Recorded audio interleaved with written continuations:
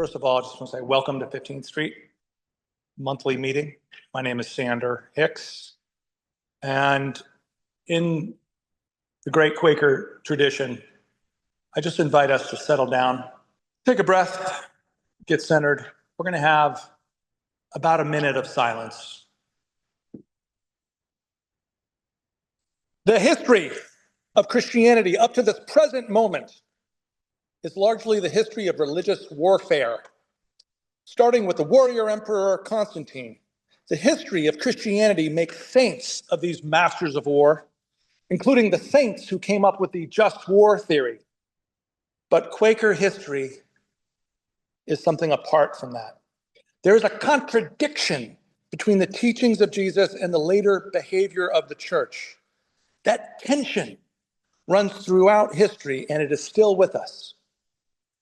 What happened to the revolutionary Jesus movement when it moved from the grassroots to the center of power? Tragedy and hypocrisy, war and violence. But Quaker history pops out from the furnace of the English Civil War. Friends attempted to recover something pure and peaceful, to reclaim the radical Christianity we encounter in the Gospels and the Acts of the Apostles, when believers shared the world and dared to live as equals. I want to say at the outset that I do not approach this material as a neutral observer. I was raised in a different faith. I chose the Society of Friends because of this unique history. We, together, are gathered here together. We are in this history now. Interacting with it opens up new possibilities for us here in the present. The Quaker movement, the movement of the Society of Friends, really begins formally with the Pendle Hill vision. 1652, George Fox has a vision of a great people to be gathered, ordinary men and women listening directly to Jesus. His core claim is that there is an inner light in everyone. That of God in everyone means that there's really no need for priests, dogma, clergy, or sacraments. This is a direct application of the inner light. We see it with the radical Quaker practices of no hat honor, refusing to take your hat off to the king or the magistrate or a priest, beginning to address people as thee and thou rather than you. You used to be the formal, direct, second person singular for you're better, you're superior. George Fox's distinctive genius is that belief is not only a cerebral process, it's living action. This inner light philosophy makes communities want justice in the world. This direct encounter with God is not a private consolation. It leads to a public confrontation with hypocrisy, violence, and power. Fox said, Christ has come to teach his people himself. This meant silent worship, direct experience, moral rigor, and equality, a refusal to give oaths, a refusal to use titles, plain speech, plain dress, as public refusals of hierarchy. Let's look at Fox's life. He was born in Leicestershire in 1624 in a town called Drayton in the Clay. I love that. Think about it. You know, you're from the sticks, you're from the clay, Drayton in the Clay. It's still there today. It's called Fenny Drayton. Leicestershire, for those not from the British Isles, is the kind of middle England, middle North England. He was born in a Puritan family. He was apprenticed to be a shoemaker. His dad was a weaver. He became a grazier, which is somebody who transacts in cattle and livestock. So he started traveling a lot as a youth. This is important. He was exposed to the major religious and political conflicts of his day. And boy, were there conflicts in his day. He had no university education. He had this period, though, of wandering, really a dark night of the soul, if you will, in which he really left his Puritan faith and he was looking for something else. And he felt the call to become eventually a full-time itinerant preacher. He had the vision on Pendle Hill. He really starts to become a minister, though, before Pendle Hill, 1648, 1649. And we're going to keep on coming back to that date, 1649, several times in this part of the talk. One of the most compelling things, though, about Fox's life is this deep commitment to nonviolence. He wrote a lot about war, and he never deviated from his anti-war stance. He was rooted in the nonviolence of the Gospels. There's a great story about him confronting a mob in Ulverston. I call it the Mossy Common story because he was confronted in the town square. It was a wet, mossy common. They beat him down, and his face was down in this moist, you can almost feel it, the moist, mossy dirt. And he felt that he was completely beat. And yet he prayed, and he had a feeling of the Spirit entering his body. And he got up, and he literally said, "Strike me again." He literally turned the other cheek. That's how committed he was to nonviolence. And you know what? They did hit him again. A mason grabbed like a huge staff and smacked his hand so badly, all the peasantry said, "He'll never use that hand again."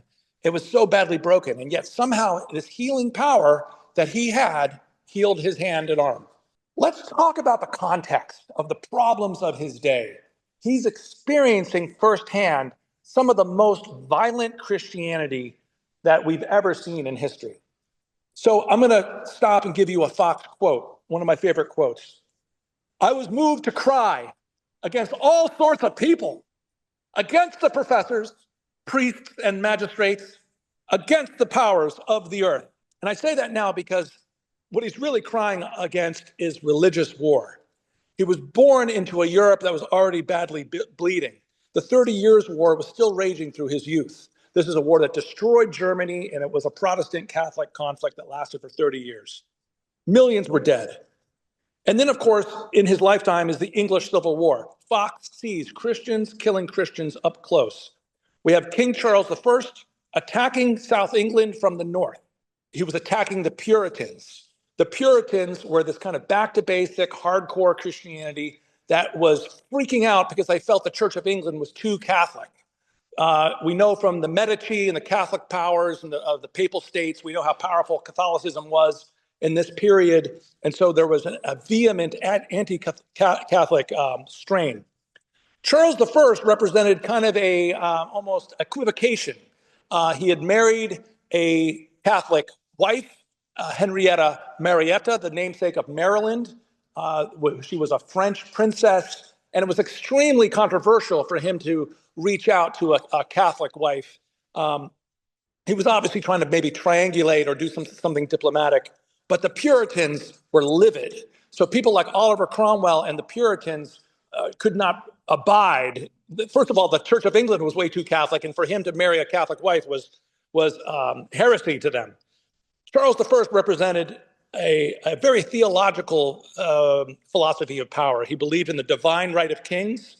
He felt that kings were little gods on the earth. That's a direct quote. Little gods on the earth. He suspended Parliament for 10 years on end. He had this period of personal rule, complete tyranny. And in 1649, he lost the English Civil War, and he lost his head. Now, as Quakers, as friends, of course, we're against violence. We're certainly against capital punishment. And I'm not endorsing the decapitation of the king. However, historically, since my job as a historian is to maybe not judge, but just look at the historical effect, the whole 1640s, as we'll see in a minute, was a time of incredible radical religious expression, not just the Quakers, but other groups. And there was a period of no censorship starting in 1640. So 1649, the year, again, that Charles I loses his head to Cromwell and the Puritans, it's just interesting because people were beginning to imagine a world without monarchy, a world without religious war, a world beyond tyranny. Sound familiar?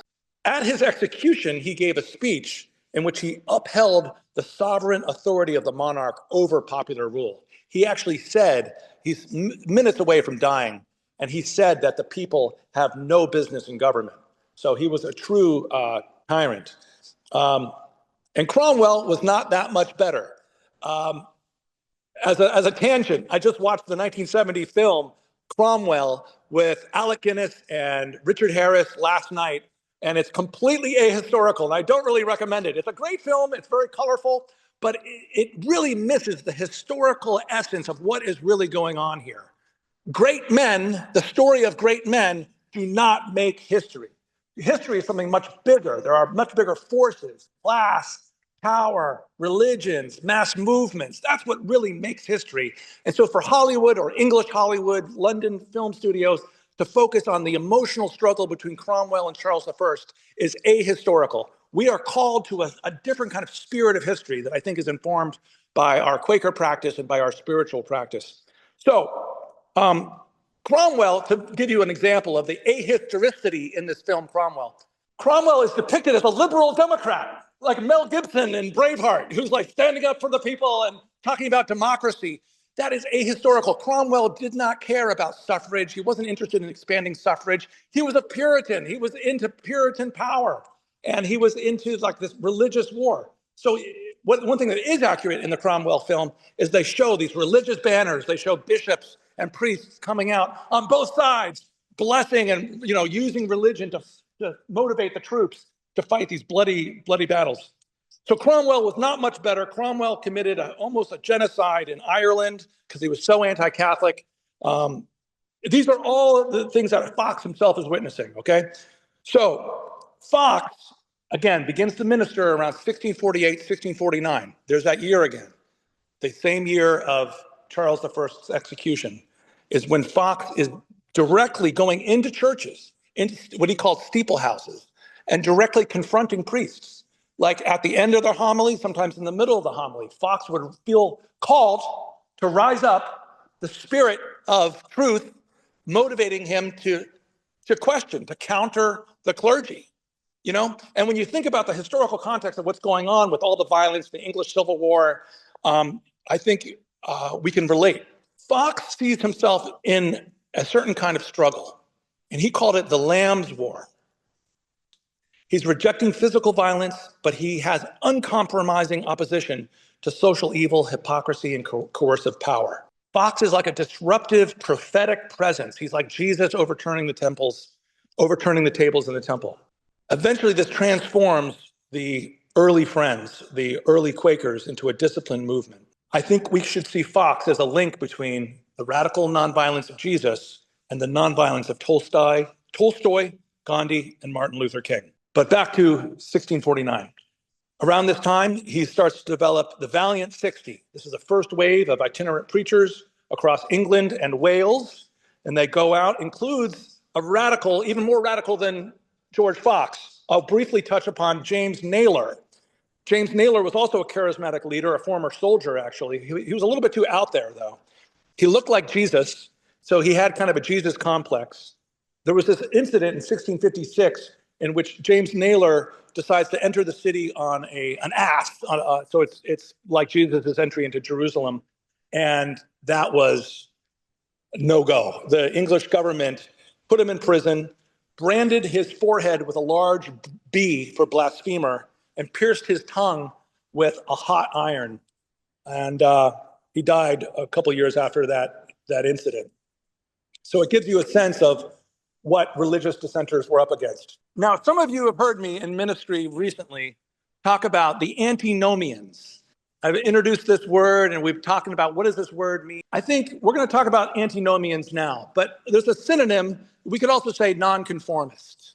Now, if you're an evangelical Christian, you might have heard, antinomianism, that's a heresy that we must steer clear of. But if you're a Quaker historian, you actually see our faith coming out of this antinomian tradition that includes other groups such as the Muggletonians, the Seekers, the Lollards. These are all radical groups that are influencing each other. They're all rejecting the violent Christianity of the imperial state. They're all rejecting clergy and sacraments, and they're all turned on by what's happening technologically in the printing press, right? Pamphlets. People are able to read the gospel for the first time, read Genesis. So for example, one of the things that I'm most inspired by is George Winstanley. And we know a lot about him because of his pamphlet. He was the founder of a group called the Diggers, otherwise known as the New Levelers. And what's that year I keep on saying we have to remember? 1649, right? Now, who knows the song? In 1649, at St. George's Hill, a ragged band they called the Diggers came to show the people's will. Very good. We won't go through all 10 verses, but that's great, Bucky. Thank you. So 1649, that song by a British socialist named Leon Rosenblum, covered by Billy Bragg and covered by John McCutcheon. His movement was crushed by the soldiers in 1649, but he's buried in a Quaker cemetery today in England. There were three other groups we should mention: the Seekers, the Anabaptists, and the Levelers, right around the same time. From the Seekers, Fox embraced their rejection of established churches, clergy, and sacraments. He rejected their endless waiting. A lot of the early Seekers became friends.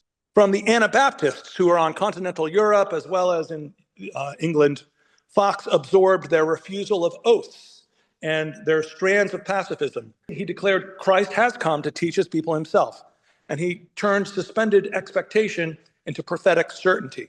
Now that's the middle of the second verse. Hold on. We come in peace, they said, to dig and sow.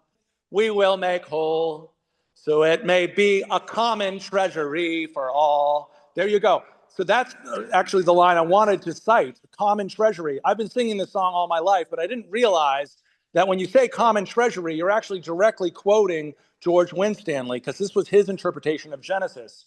I mean, who thought that Genesis was all that radical, right? There's some crazy stuff in Genesis. There's some genocide in Genesis, but there's something really radical in Genesis too, when you think about it, that it inspired this movement in 1649.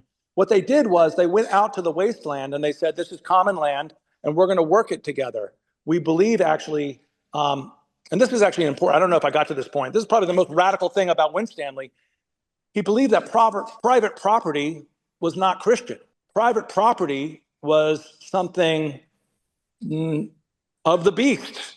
If you're an antinomian, you believe that the state and the established church is really part of a demonic beast. And I know this is pretty out there, but so when it comes to the Anabaptists, we're talking now about the modern day Mennonites, the group that eventually became the modern day Mennonites.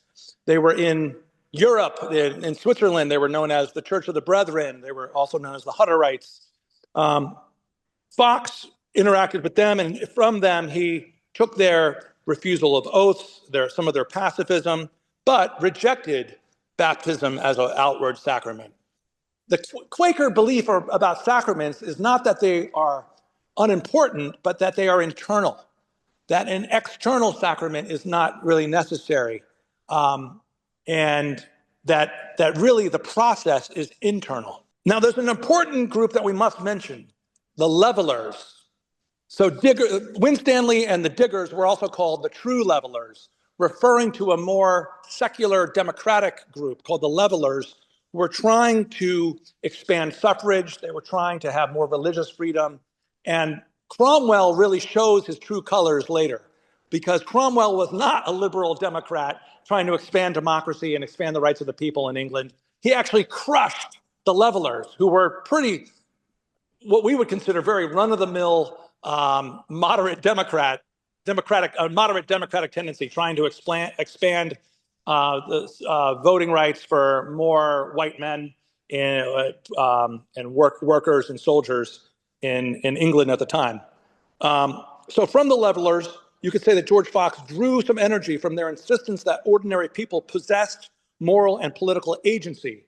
And yet, he rejected the Levelers' armed struggle and parliamentary sovereignty, relocating ultimate authority, not in the state, but in awakened conscience. One man unites them all. George Fox was able to really, in his lifetime, be recognized as a leader and as somebody who can express all of this nonconformist, antinomian energy. And there is a very little known component of Fox's life, that there's documented cases, 150 cases, of George Fox healing people. We Quakers tend to be very cerebral, very intellectual. Maybe some of us are lefty liberals. Maybe some of us don't get into the laying on of hands or the charismatic components of Christianity. And whether you do or not, let's just think about the context of Fox's life is that whether you believe it or not, there are 150 documented cases of something happening with Fox healing people. Um, Rufus Jones, a more modern scholar, says, it might have just been the glands or the pituitary gland kicking in hormones, because if you believe you're going to get healed, then maybe you get healed. So there could be a modern interpretation of this. But the healing components made Fox be viewed as somebody that had apostolic energy. So remember, the apostles also healed in the name of Jesus. And so Fox is seen as somebody who is an apostolic leader. And by the way, he never really liked the term Quakers. It was an epithet, as you know. We are the Society of Friends of the Truth. That's our formal name. Quakers was more of like what the press or the pamphleteers called us derisively. And so anytime I say Quakers, it's sort of tongue in cheek. But moving right along, it's important to not just focus on Fox, but also on Margaret Fell. Margaret Fell was an older woman, 9 years his senior, a widow who had land and money and was convinced that he had the gifts. And so she used her home, which was called Swarthmore Hall, and became his partner. She married him and became really kind of like the organizer behind the scenes. He was traveling a lot. He was getting put in prison a lot. He was getting effectively tortured a lot. And she was the one that was doing correspondence, defense, coordination, and was a writer in her own right. She wrote a book called Women's Speaking Justified. So let's take a minute now and remember that Fox was really into equality. This is like centuries before women's rights. Fox said, the voice of Christ is in man and woman. So therefore, if you silence a woman, you are silencing Christ. How dare you? That's what Fox would say. And he actually said that. It's in Truth of the Heart. That's where I learned that. So, yeah. How dare you? That's the kind of thing Fox would say. How dare you silence the voice of Christ inside a woman? So Fell loved that. Her book in 1666, right?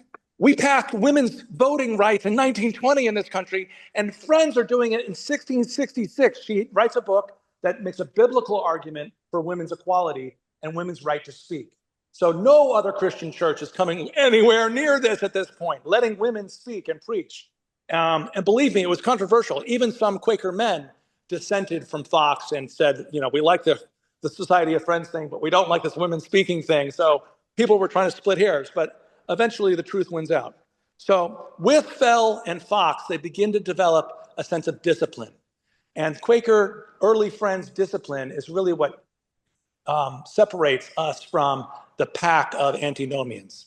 Look around the modern world today. You don't hear about seekers, ranters, levelers, lollards, Muggletonians, but you do hear about the Society of Friends. So we survived the furnace of the English Civil War. And I think it's because Fox and Fell begin to set structures, clearness committees, meetings for business, yearly meetings. That's literally what Fox is doing. Fox is coming to America, for instance, in 1672 and 73. He's helping to organize and discipline Quakerism and keep it from fragmenting. He traveled from New England to what became Pennsylvania, to North Carolina. He was in Barbados briefly. In the new land, in the new world, Quakers first arrived in around 1657 in New York. Actually, this is very New York centric. We were already in Boston. Mary Dyer was a martyr for the Quaker faith in Boston. But here, to give it a New York focus, in New Amsterdam, 1657, two women first arrived, Mary Weatherhead and Dorothy Waugh. And in the first hour, they instantly start preaching and quaking in the town square down in the old New Amsterdam. And they were instantly arrested. So within the first minutes of Quakers in New Amsterdam, they're instantly arrested. Peter Stuyvesant, and we know that there's a controversial statue that we have protested in Stuyvesant Square here. But then again, this is Stuyvesant's old land. You realize this? The land we're on right now is Stuyvesant's old land.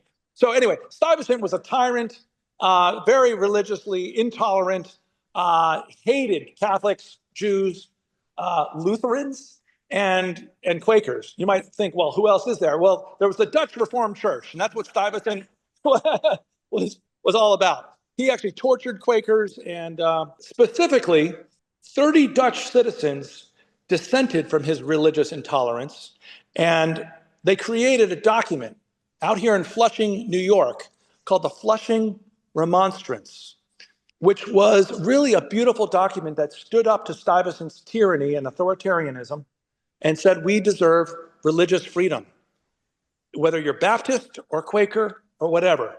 It wasn't written by Quakers, but it was inspired by the suppression of Quakers and religious nonconformists in New Amsterdam. This was a precursor to the American Bill of Rights. Is a precursor to the First Amendment freedom of religion in this country, which is constantly under threat and under attack. And a quick tangent, zooming up to 2025, the Flushing Remonstrance was the inspiration for Quaker Walk. Some of you remember we had Quakers and friends from Brooklyn start in the Flushing meeting where that Flushing Remonstrance originated, and they walked all the way to DC. Friends from out of town might not know this, but we had these guys. Before the Buddhists, before the 30 Buddhists walked from Texas to DC, we had Quakers last year, and they were doing it in the name of the Flushing Remonstrance and religious freedom and tolerance. Okay, so now a lot of you know about Pennsylvania, right? But did you know that before Pennsylvania, 6 or 7 years before Friends created Pennsylvania, Friends created West New Jersey. The map makers split New Jersey right in the middle, and there were and so there was this English entrepreneur, a Quaker named Edward Byllinge, partnering with a guy named Fenwick, and they tried to create the first Quaker state in West New Jersey. I know friends don't know about this. It failed because these guys kept on quarreling. The partners couldn't get it together and create a clearness committee or whatever. So they had a lot of quarrels. But West New Jersey is the first religiously tolerant Quaker state or precursor to Pennsylvania. And William Penn was involved. And then eventually, William Penn's father dies. He owed money by King Charles II. And King Charles II says, agrees to give land to William Penn. That's how Pennsylvania starts.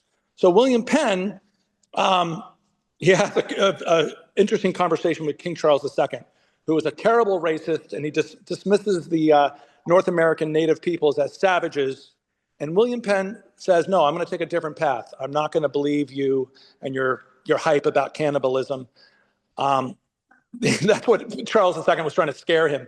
And William Penn said, no, I'm actually going to pay them for their land. Yeah, and that started some great relationships with the natives of that area.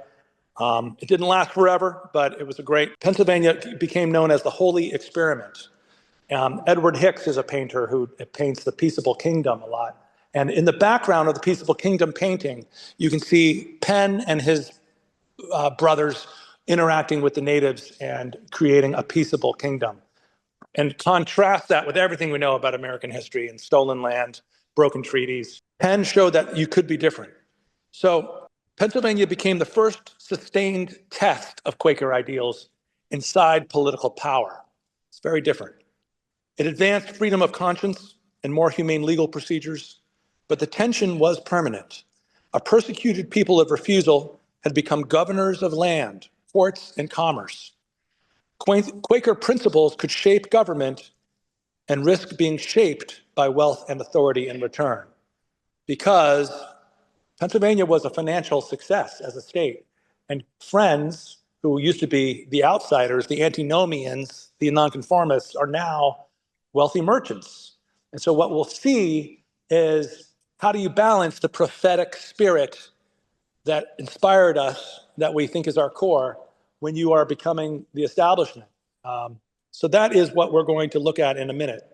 However, quick tangent, around this time, there is an interesting person without gender who emerges in 1776. She was born Jemima Wilkinson, but after a severe illness, they emerged as a non-gendered person, and they declared that they no longer identified as female or male, and dropped their birth name and took on a new name, the Public Universal Friend.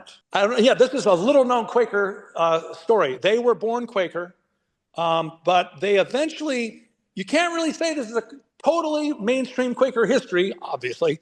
They didn't stay under the protection and care of a yearly meeting or a quarterly meeting, but they did feel a very prophetic spirit, and they started a commune that had about 200 people out in Western New York. Yeah, there's a town called Penn Yan, and it's kind of near Seneca Lake and the Finger Lakes, upstate New York.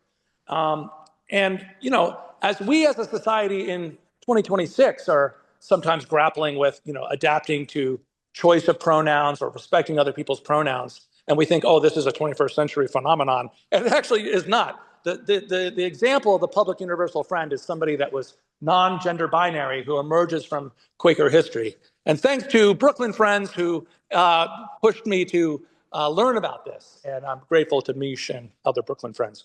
So, and that happened again at the turn of the century. They transformed in 1776, and unfortunately, their commune died in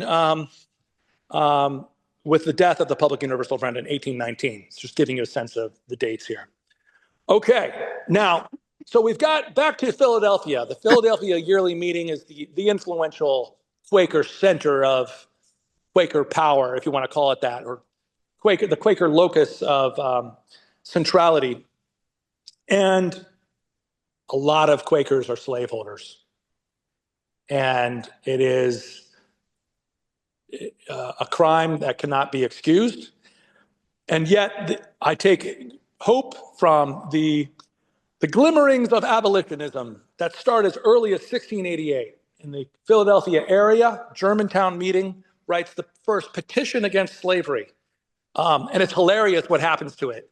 They give it to their monthly meeting. The monthly meeting doesn't know what to do with the petition. They give it to the quarterly meeting.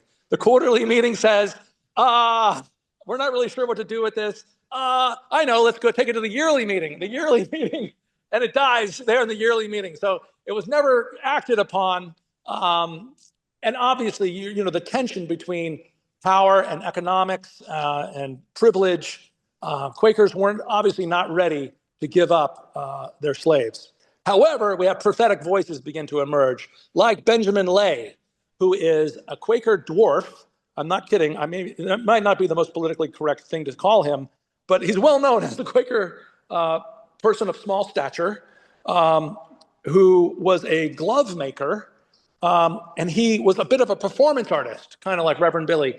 He would come into the Philadelphia Yearly Meeting, which is full of established friends, some of whom are slave owners, and he came in with a fake, a bladder, somehow he had the organ of an animal that was filled with fake blood. I've heard it was berry juice, or I've heard it was like lamb's blood.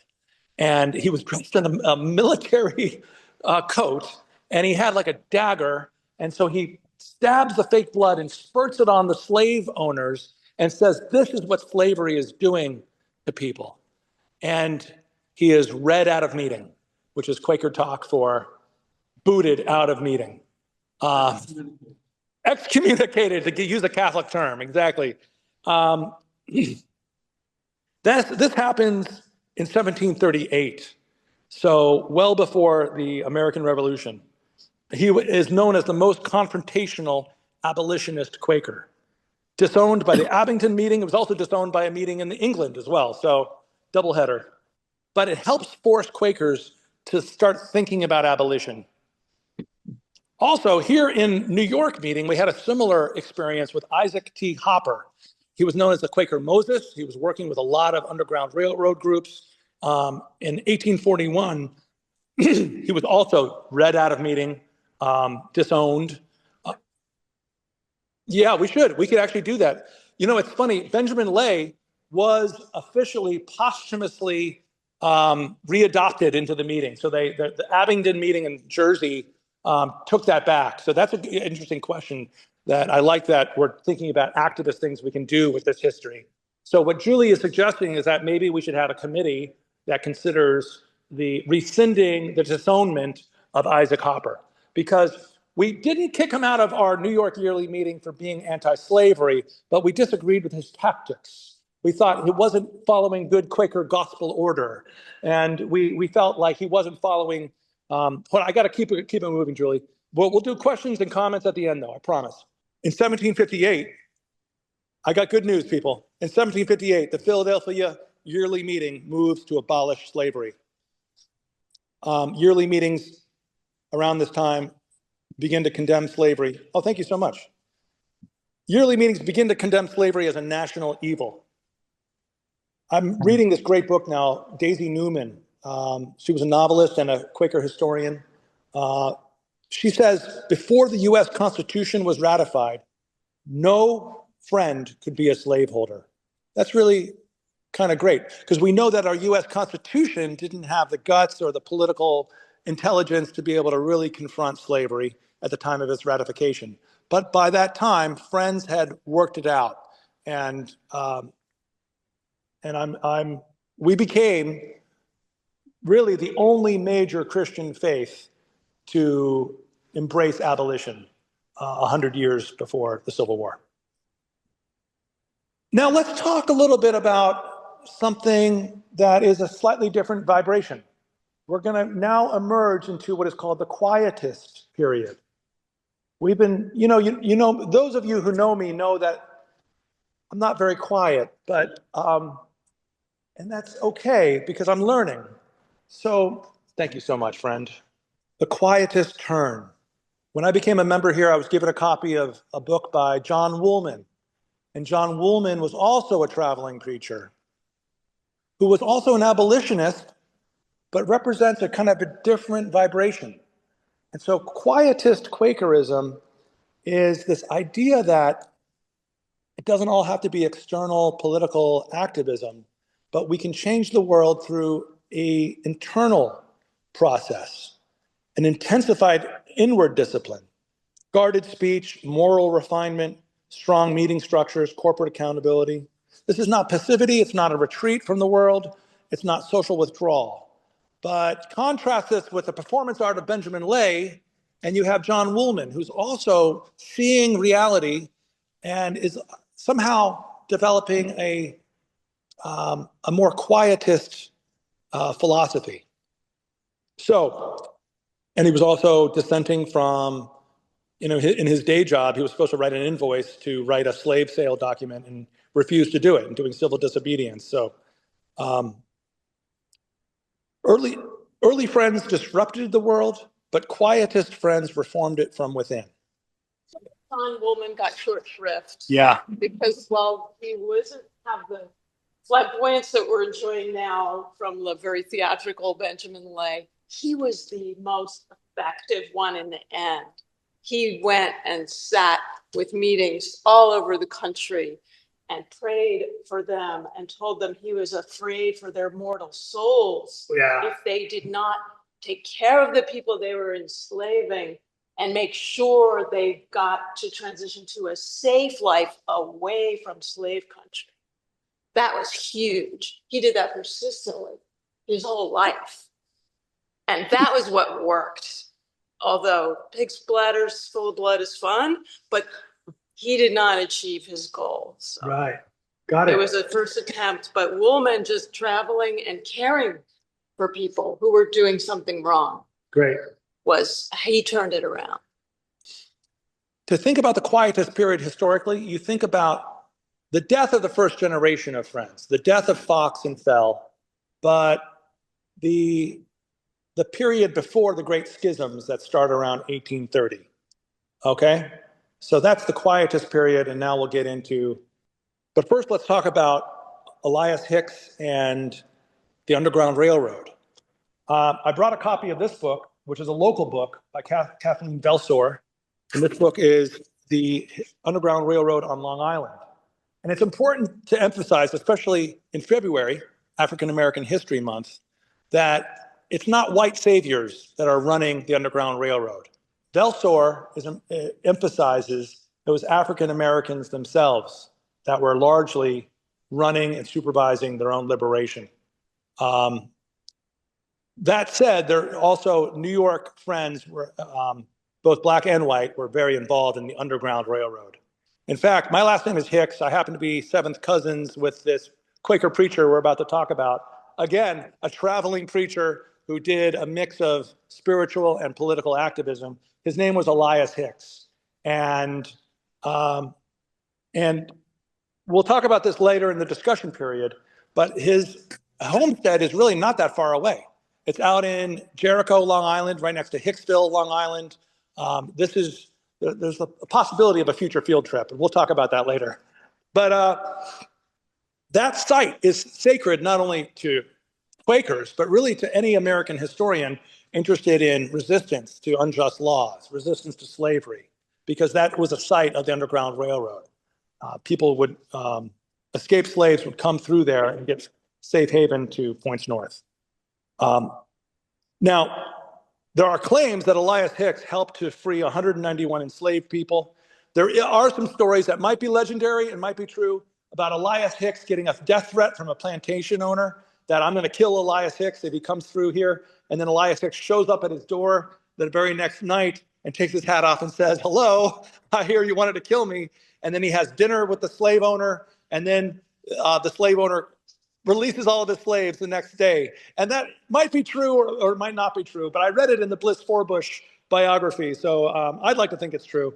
But we have to really be accurate historians, we have to balance some of the legendary stuff with what might be apocryphal or legendary. So, and I have to also say that there's a connection to the greatest American poet, Walt Whitman, and Elias Hicks. When young Whitman was growing up here in New York City, in Brooklyn, really, Elias Hicks was in the winter of his years, and his last public event was in a ballroom in Brooklyn. And because young Walt Whitman, 10 years old, had been good that day, his father, who was into Thomas Paine and Fanny Brice and revolutionary American literature, brought young Whitman to see Elias Hicks speak. And it was so influential. When Whitman himself is on his deathbed, he's talking about the influence of Elias Hicks. Now, Elias Hicks emphasized the George Fox inner light stuff. And that's important to remember as we start to approach this major historical schism in the Society of Friends around the 1830s. The inner light is so powerful to Elias Hicks, you can see it reflected in the poetry of Walt Whitman. If I could paraphrase roughly, Whitman has these great lines about, "You've heard the Bibles are divine and the religions are divine. I do not say they are not divine. I say they have all grown out of you and may grow out of you still. It is not they who give the light, it is you who give the life." So you can see why Whitman is still in his last days struggling with writing the memoir he wants to write about Elias Hicks. It's one of Walt Whitman's final desires to describe Elias Hicks. Now, think about the economics of early 19th century America. People are leaving the farms, industrialization is happening, the frontier is expanding, transportation is blowing up. There's such fast growth. There's such, disruption of a modern rural American life that people are religiously looking to cling to something that is steady. So there begins with there's this thing called the Second Great Awakening. There's more and more evangelical Christianity that is growing in America at this time. It's growing in England as well, actually. And so a rift begins to develop between friends who are interested in maybe getting a little bit more literal with the Bible, maybe a little bit more into Jesus is definitely God, right? As opposed to your inner light is your guide. You see the beginnings of a rift here. So evangelical Christianity and mainstream Protestantism, some friends want to be more like in that camp and want to look like a church with a creed.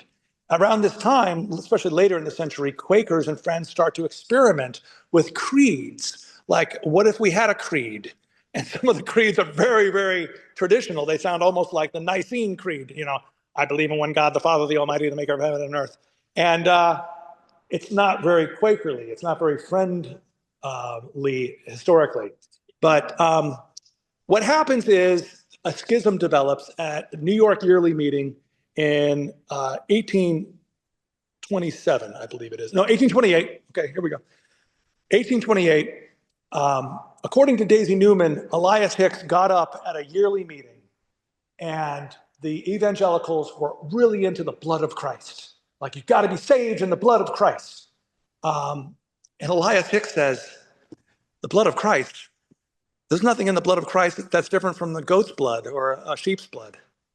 And that was the beginning of the end of Quaker unity for a while. So without intending to, Hicks started, let me just put it this way, the followers of Hicks eventually started identifying as liberal or Hicksite Quakers, and the evangelical Quakers started identifying as Orthodox Quakers. And here at 15th Street, this meeting house stayed Hicksite, while on 20th Street, a whole different meeting house developed. Now, eventually, within a few decades, we were already working together, and eventually this split does heal in the 1950s. But not before further fractures ensue. In the Orthodox wing, another fracture ensued along the same kinds of lines between two other figures, Gurney and Wilbur. The Wilburites and the Gurneyites. Gurney was a British evangelical preacher, kind of aristocratic. He thought Americans were kind of stupid. Wilbur was a more rural Rhode Island Quaker who was more into the inner light. You could say, well, why? If you're into the inner light, why are you an Orthodox Quaker in the first place? But anyway, so this split also split the Orthodox into two. And there are also some friends that are just kind of like not having it and not really, not wanting to choose between the two, and which I think is also smart. But Friends United Meeting, which is more based in the Midwest, is an outgrowth of Orthodox Quakers. Okay, since it is Black History Month, we got to take a minute and talk about major historical figures in the Society of Friends, even before talking about Bayard Rustin. Okay, so there are three people that we need to talk about in historical order. Benjamin Banneker is well known, often described as Quaker adjacent. He was a free Black mathematician, astronomer, and surveyor in Maryland. He was educated in part at Quaker schools. He moved in circles of friends.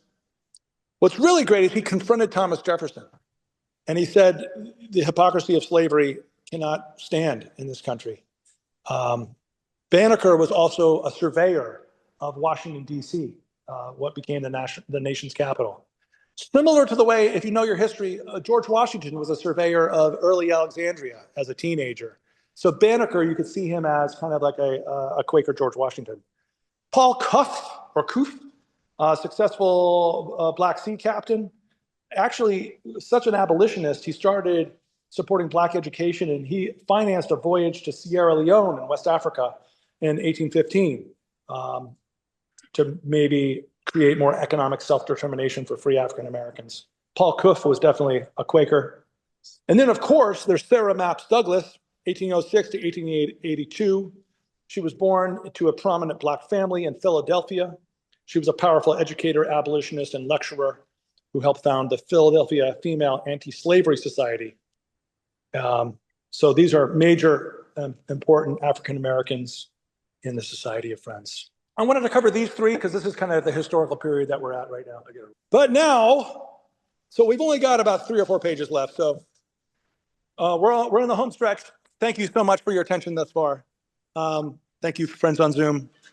Okay, now I would be remiss if I didn't excitedly tell you it's time to talk about the Friends' contribution to women's suffrage. Lucretia Mott, in 1840, she traveled to London for the World Anti-Slavery Convention and was barred from full participation because she was a woman. And there, who did she happen to meet? Elizabeth Cady Stanton. And their shared humiliation at the Anti-Slavery Convention planted a seed. So she started preaching equality and talked about equality movements can't exclude women. So 8 years later, in 1848, Lucretia Mott helps organize Seneca Falls, bringing her Quaker theology into a public political forum. As a lot of you know, New Yorkers, this is upstate New York, Seneca Falls outside Rochester. And when we get to Rochester, then she meets super famous society, a friend. Who? Raise your hand. There you go, Susan B. Anthony. Very good. Go ahead, shout it out. Be like Kate Moss. Don't hold it in. Susan B. Anthony, exactly. So Susan B. Anthony also works with Elizabeth Cady Stanton, and is kind of like they're very different people, but it's a great partnership because Elizabeth Cady Stanton is the dynamic speaker, and Susan B. Anthony is more of the organizer. So Susan B. Anthony chose to not have a family. She was so dedicated to this blend of spirituality and politics, this form of political activism. She chose to not have kids so she could just focus on the women's rights issue. She was later asked by maybe an evangelical Christian, "Do you pray?" She said, "I pray every single moment of my life, not on my knees, but with my work. My prayer is to lift women to equality with men. Work and worship are one with me." She had been raised Quaker in Massachusetts. She had grown up here in New York State and in Rochester. She didn't survive to see it, but the 19th Amendment that gave women the right to vote in this country was passed in 1920, and it was known as the Susan B. Anthony Amendment.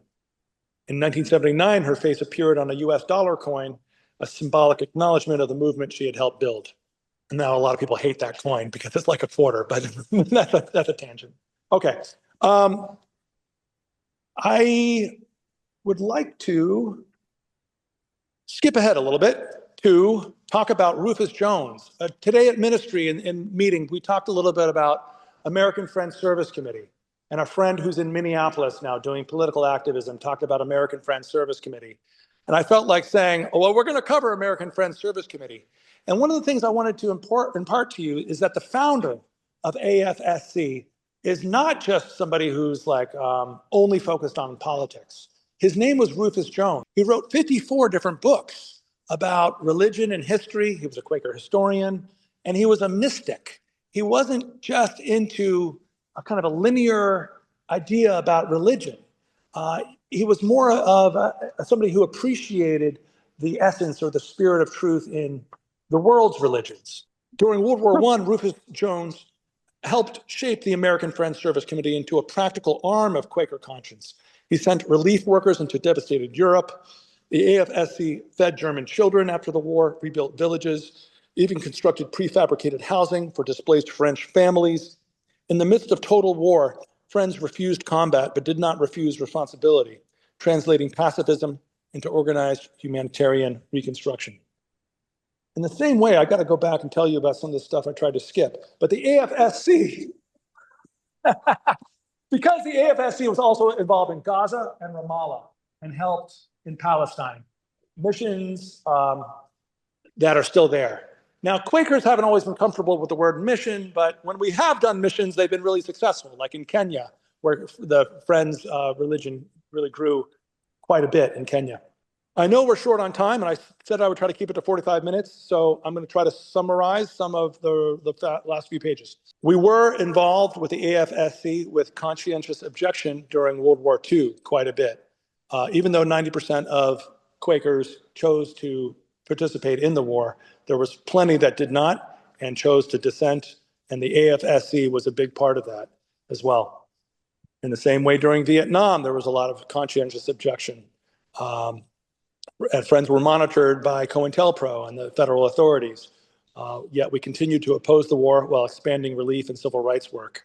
Around this time, we must mention, or slightly before this time, we must mention Bayard Rustin. Bayard Rustin, a member of this meeting here at 15th Street. Shaped by Quaker pacifism and Gandhian nonviolence, he became a key strategist in the March on Washington, key ally of Martin Luther King. He really strengthened King's understanding of Gandhian satyagrahas, truth, force, nonviolence, fearless, confrontational embracing the pain and suffering in the eyes of the enemy in order to soften their hearts, that kind of nonviolence, while also living openly as a gay man at great personal cost and later advocating for gay rights alongside racial justice. And a lot of you have probably seen the recent film about his life a couple of years ago.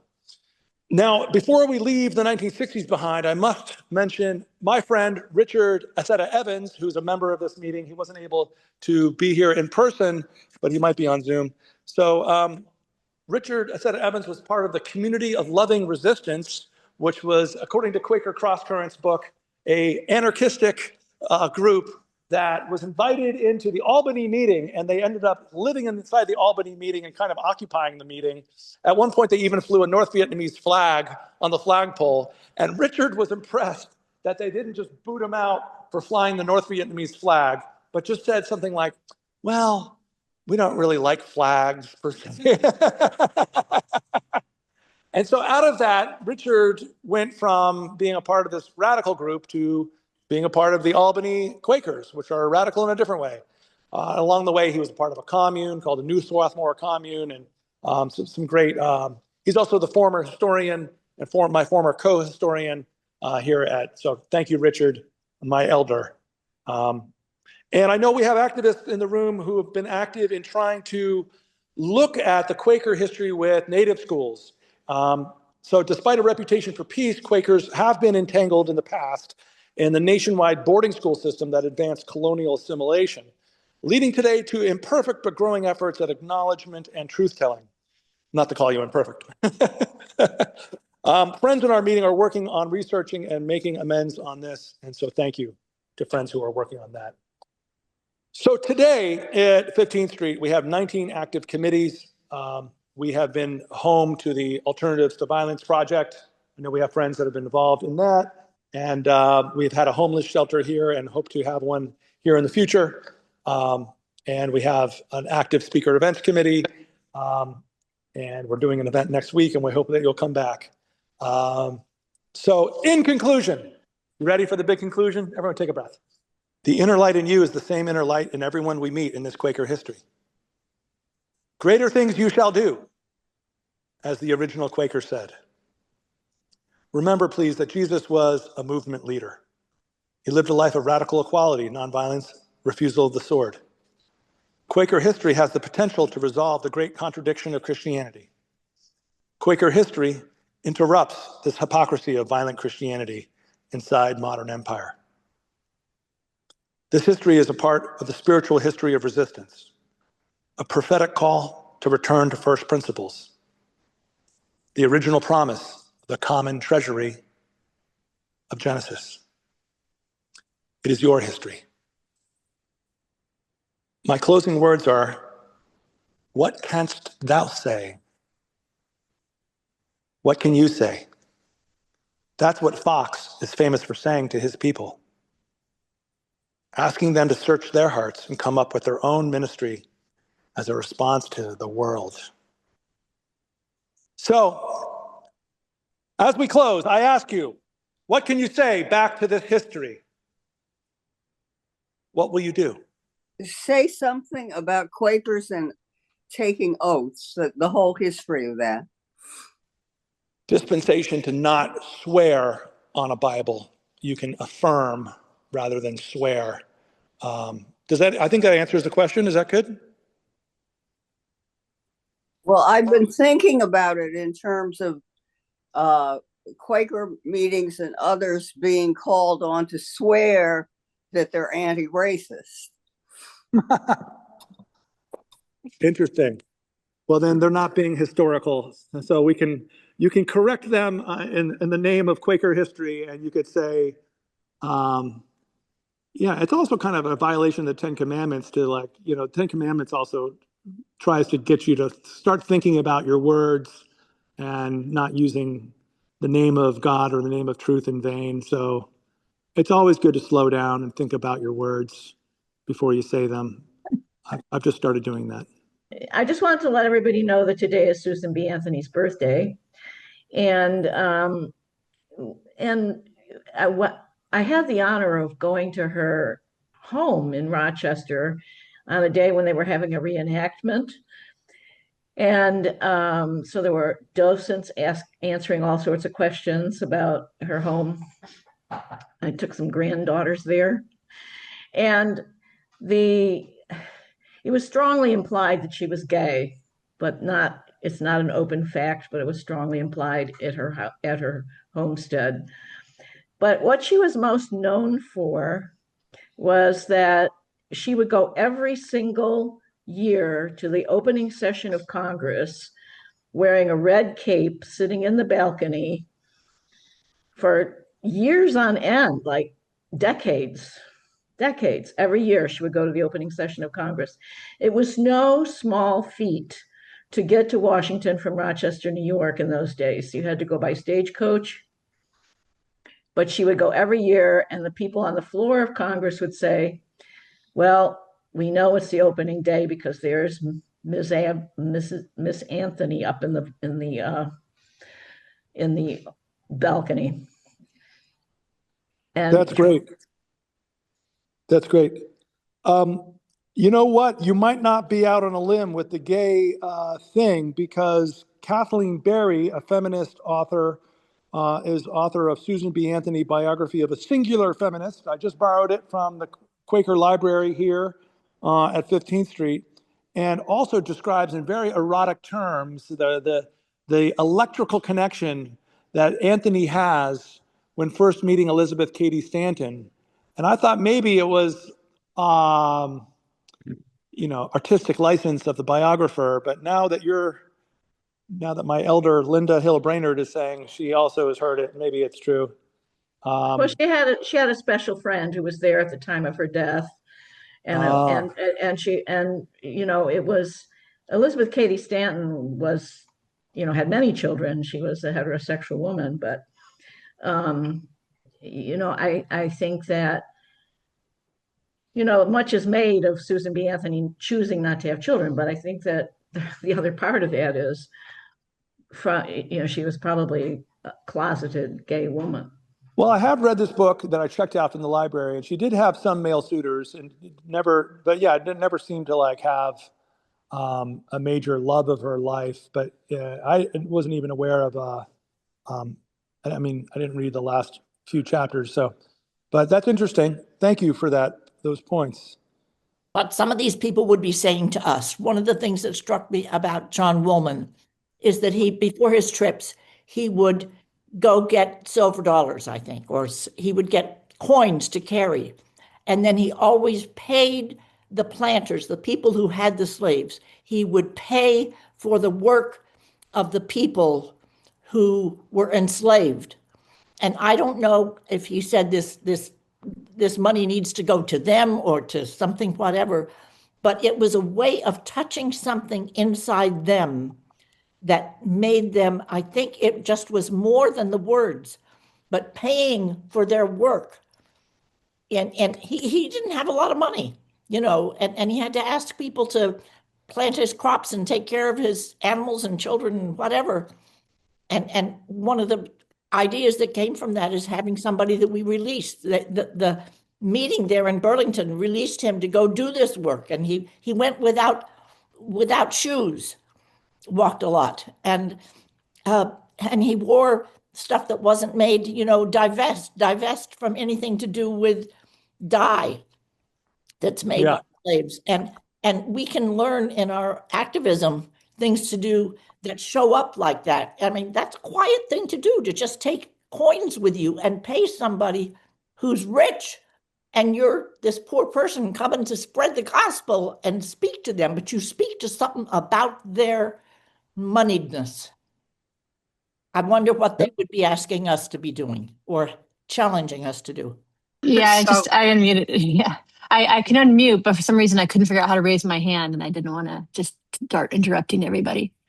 I hope this isn't too much of a tangent. I'm trying to pin this history together through other stuff. And I just remember reading something in college, like at one point, the Catholic Church called Quietism heresy. I'm trying to know if that's the same Quietism as John Woolman, or if it was a philosophy a lot of people talked about, or if they were talking specifically about him. I don't know if you knew anything about that at all.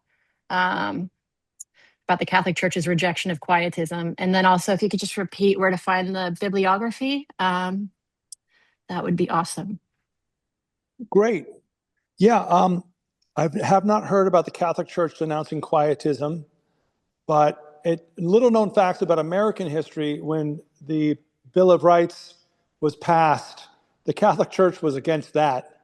The Catholic Church thought it was terrible that we had a freedom of religion clause and denounced the idea of freedom of religion, because they were used to, more of a papal state or having the franchise or the exclusive franchise on a monarchy. So an interesting fact about American history or constitutional history.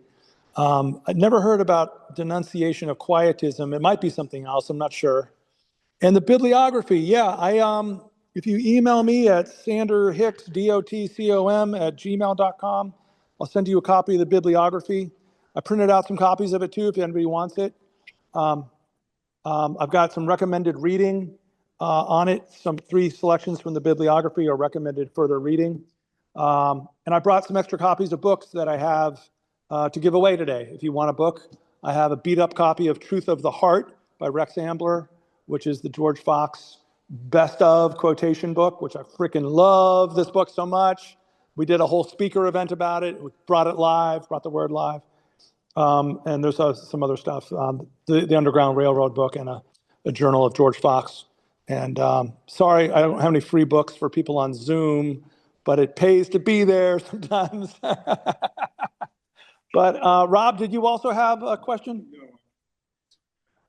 Oh, you had an answer? Yes, there was a 19th century Quaker book that reprinted or I don't know whether it was reprinted or rephrased some Catholic quietists, and the one who was specifically condemned was named Molinos. And I don't really understand why. But yeah, it was something that I kind of want to. I remember pausing and reading. You're right. It was a Catholic quietist who was condemned by the church for some reason. Yeah, okay. Yeah, it was a major movement in Europe, and then became an American Quaker thing a century and a half later. Oh, that's why it's a big capital Q. Okay, great. All right. Well, I'm feeling the spirit of the room. Yeah. Thank you. I'm feeling that the spirit of the room wants us to wrap up here. I think it's time to wrap. So thank you, everybody, for coming. And yeah, please come to the Stand with Jesus in the time of violent power, against violent power next week, 1 o'clock to 4 o'clock, Speaker Events Committee here and also on Zoom next week.